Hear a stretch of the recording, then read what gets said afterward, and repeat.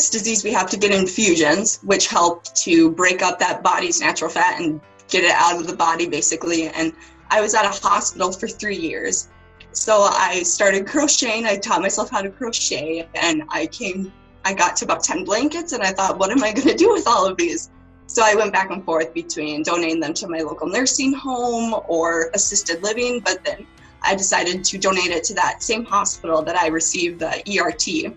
So I have made about 50 blankets now, and I have donated all of them to the pediatric section of the hospital that I actually got infusions from.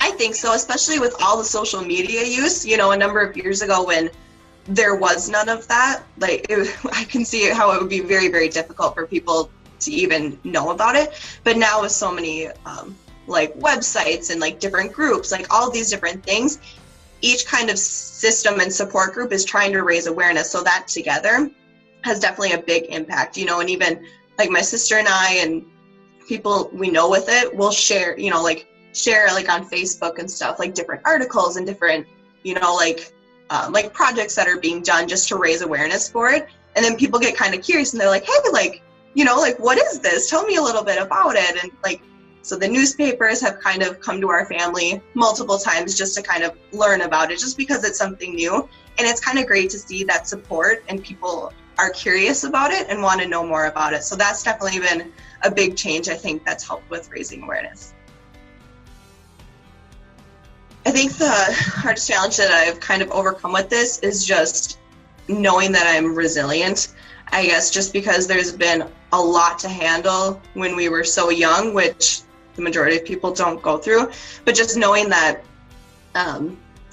everything happens for a reason. It's kind of an overused statement, but really, we were given these challenges and, this is how we're going to overcome them, and just knowing that we are resilient and that, we can handle it, kind of whatever life might throw at us, we can do it. And just kind of having that mental toughness throughout all this has been something that's been a huge takeaway. And I don't think it would be as bold of a characteristic that I have without it. I think the biggest challenge I've had to overcome is having to be an advocate for myself. When I was younger, I used to be a really introverted person, didn't speak up for myself, kind of passive. But as I've grown older, I've realized that I have to stand up for myself because no one else will. So I really have to be an independent person, especially as I get older and go to college and move away from home. So I've definitely had to learn to be more independent as a young person.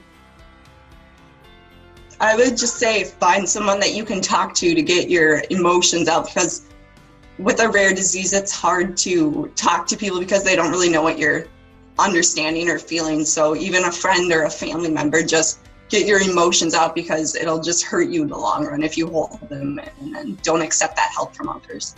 Yeah, and just knowing that you're not alone too. Even with rare diseases, there's only, might be a handful of people compared to the mass population, but there are other people, and there's definitely a lot of resources now that are available, which is great, to have. I can't even imagine having it be decades ago with, without being able to make connections, whether it's online or going to conferences or camps for it.